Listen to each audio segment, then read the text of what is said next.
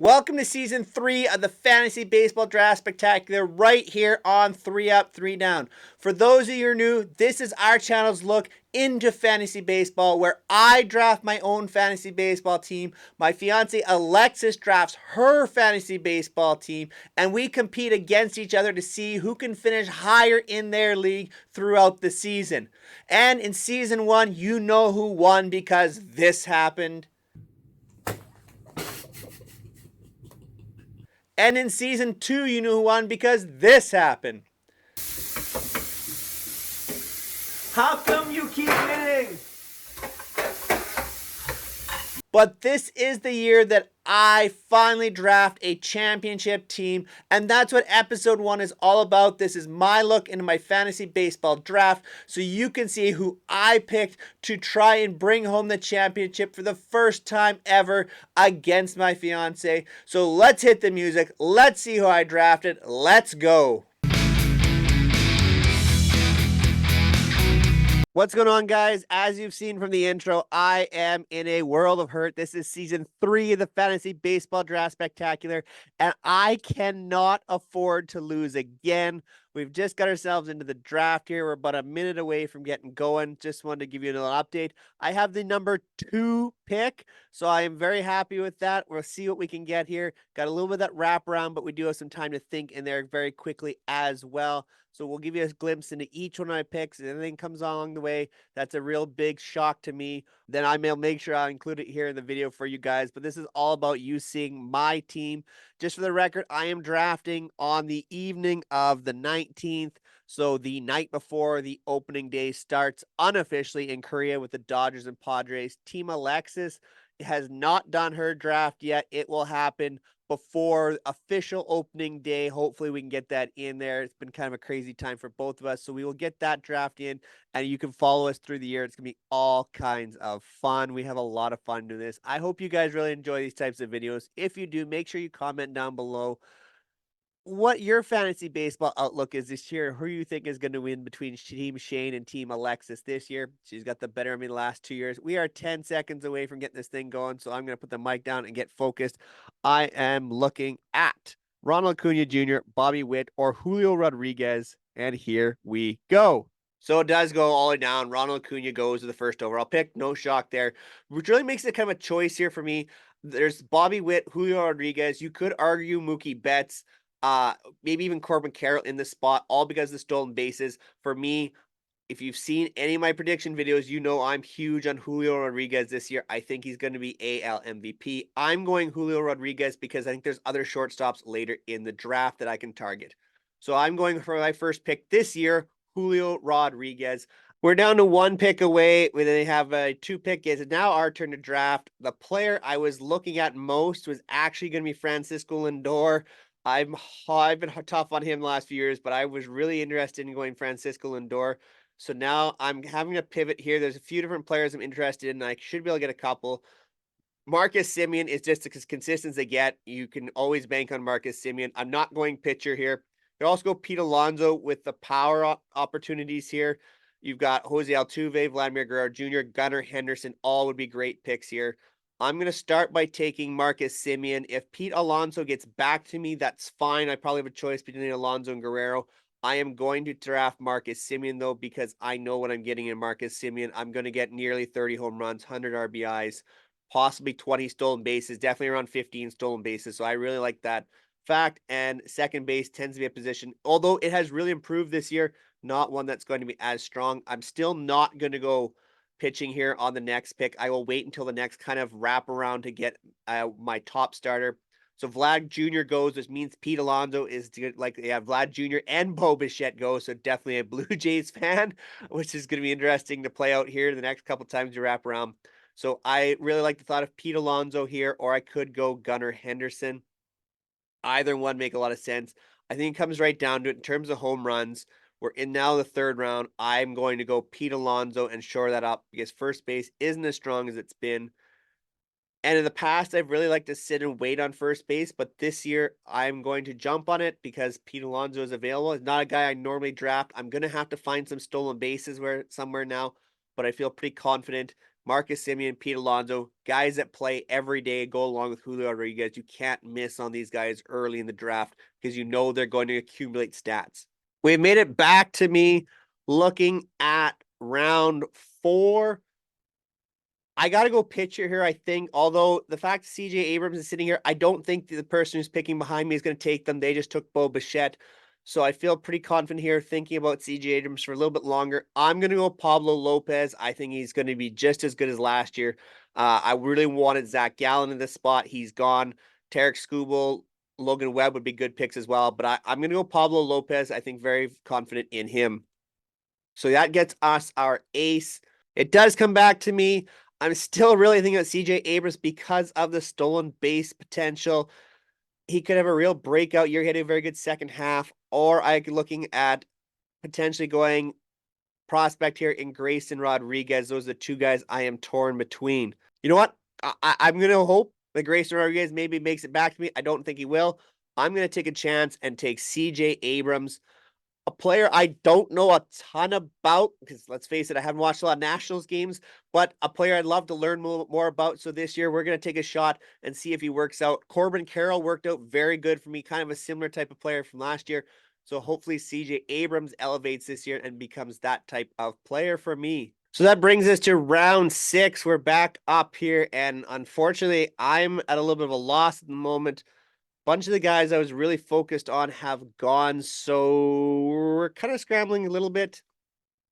I'm just taking a quick pick through some names here of what I want to do. Joan Duran has an injury right now. It is an oblique strain. He will be back. An oblique strain is something that he should be back with at least in the month. If I miss the first month of April, I'm okay with this. I think I'm going to get a closer in Joan Duran, or I'm going to go starter in Bobby Miller. I gotta go last minute. I'm gonna go on John Duran. I was gonna go with Duvall, but here we're gonna get Duran. The closers are moving now. I gotta get somebody to get some saves, so that's who I'm gonna go with. And we'll back with the next one here. So it does get back to me, and I am gonna preface this pick by saying this player I don't think gets back to me, so I have to reach for him. I do not want to miss on Evan Carter.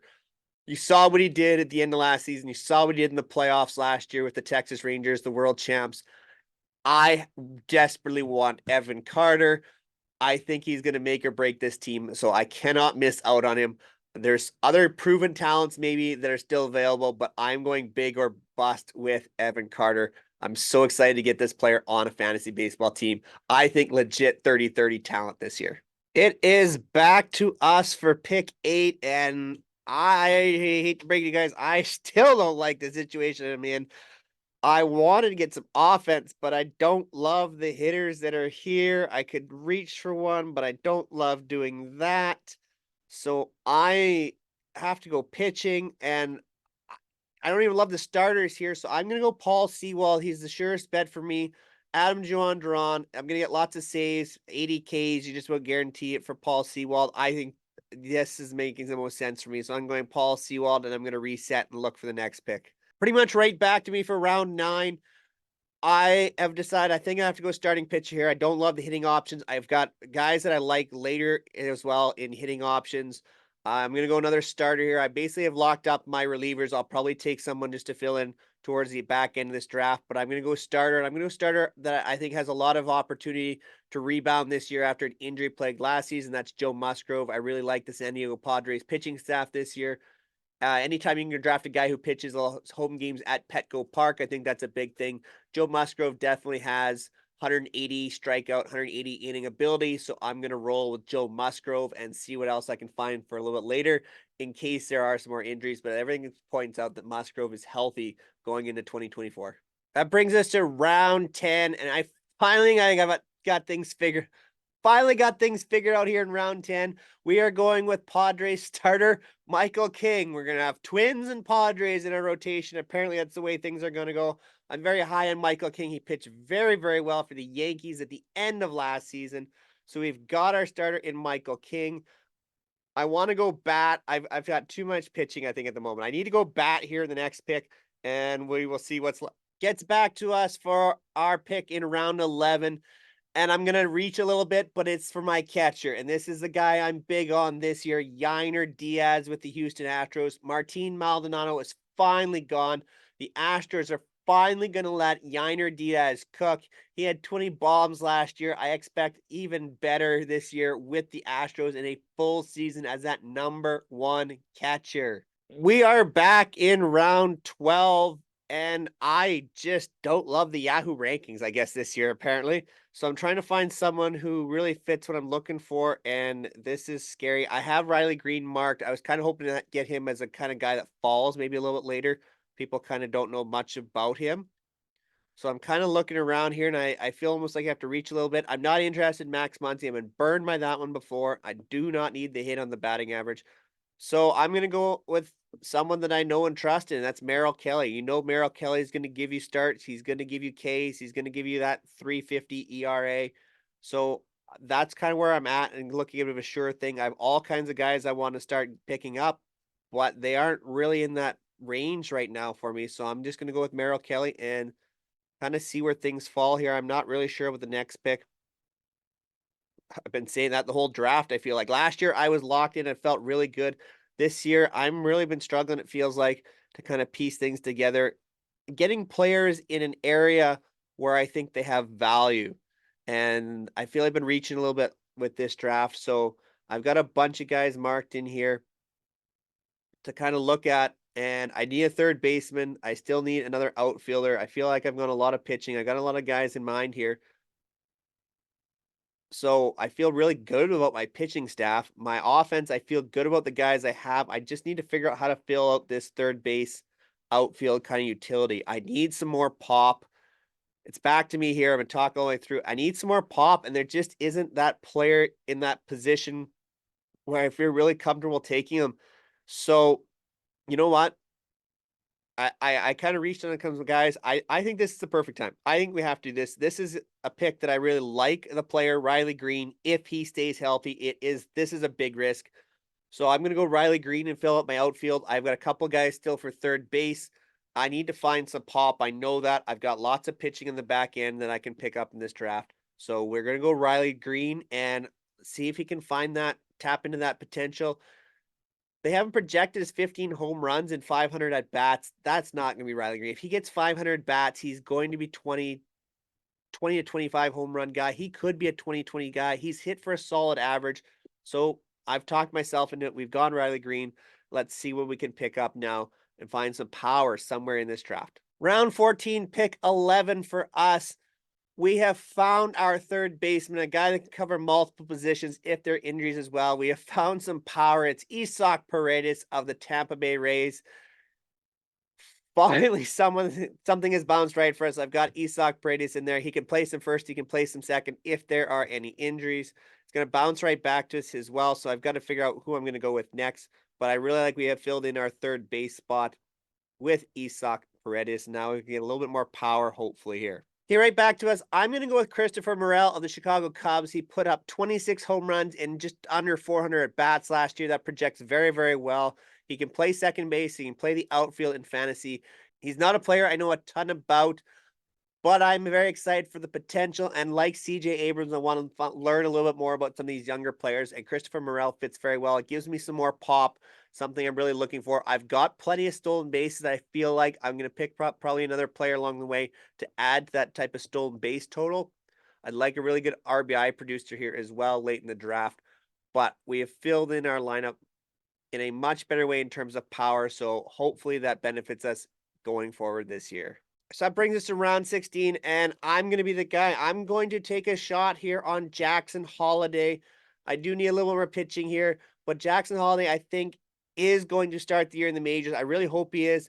So we're going to take a shot here, Jackson Holiday. It's nice thing about fantasy baseball is you can find guys along the way to fill in if necessary, if something doesn't pan out. So I'm going to be that guy. I'm going to take a shot on the young talent in Jackson Holiday.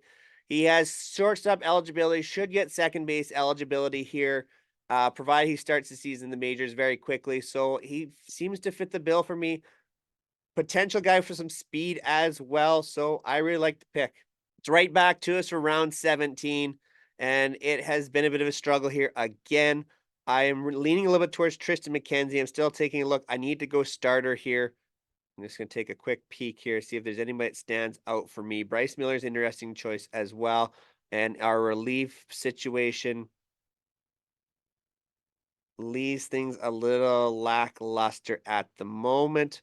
So yeah, we're gonna go Tristan McKenzie, a player I had a couple years ago, had a great year, was injured most of last year, looking for a bounce back. Someone yes, I understand. He still fits a starting position for me. I've still got some picks to come, but he's someone if it's not working out, I can drop him later on this season and find something that is working out. But I don't feel too bad about that. Tristan McKenzie is a guy who can get some strikeouts, had a good 2022. See if he can get back to that. A lot of the guys I'm looking for um, are just falling outside my reaches, it seems, at the moment. Brandon Fott was the guy I was looking at. Unfortunately, he's gone, but I have a couple of others later down that I'm looking at. So we'll see what happens. Round 18, pick 11. So once again, we're back up here, and we're doing it. This is going to be the all bounce back team. I'm telling you guys this year. We're going Byron Buxton. You can see on the screen there. It says day to day. I just looked. It's not a hamstring injury, so I'm okay with that. It's a little bit of a minor back thing. Byron Buxton's always hurt, except for one good year. Let's make it two in 2024. We're taking Byron Buxton. He is a backup outfielder for us. It's not like he fits necessarily into our starting lineup. But you never know what you're going to get from Byron Buck. Well, actually, you do know what you're going to get from Byron Buxton. You know he's going to get hurt. But I'll take 120 games. And now I've just missed out on Kodai Senga. I was going to pick him up as well. So now we have to figure something else out as it's back to our turn. We do need pitching still. And I know Braxton Garrett is banged up, and he's not someone he's getting banged up for a while, actually. So we're going to turn to, we've got ideas of Nestor Cortez. I still like Brian Bayo, who's someone I really like for this season as well. We've got some relievers for a little farther down here. So I'm going to go Nestor Cortez. Again, we're trying to bounce back. He had a good 2022. Man, on my team in 2022 might have won already, but we're going to go Nestor Cortez, the funky lefty for the Yankees. He can't be as banged up as he was last year. Hopefully he gets himself healthy and he can put on a good turnout for us as well. And let's see what we can get. And the next, we've got 4 picks left. So basically, we are filling our 4 bench places. We've already filled 1 bench with Byron Buxton. He will gain outfielder eligibility. He is expected to play the outfield. Well, hopefully he is expected to play the outfield. So that's where we're at to fill out our 4 bench places. Round 20, I think I've just seen basically my entire queue just get decimated here in the last round. So I'm going to take Boston Red Sox starter Brian Bayo. Bayo is a guy who I'm very big on. If you saw my Boston Red Sox video from the offseason where I played general manager, you'll know I am very big on Bayo. I think he takes a step forward. And once again, as we talked about these drafts, right?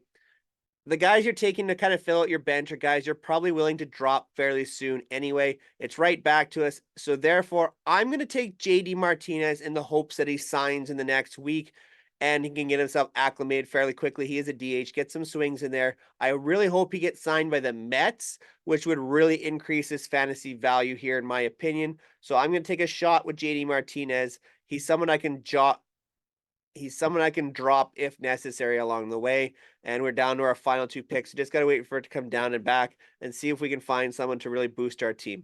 Round 22, and I have a decision to make on either outfielder Jose Siri for the Tampa Bay Rays, or I am actually leaning towards the hopefully leaner, hopefully healthier, potential 40 home run guy, Giancarlo Stanton. And that is what we're going to do. So what of Stanton, JD Martinez, or Byron Buxton I'm hoping to hit on? I can pick up other guys along the waiver wire.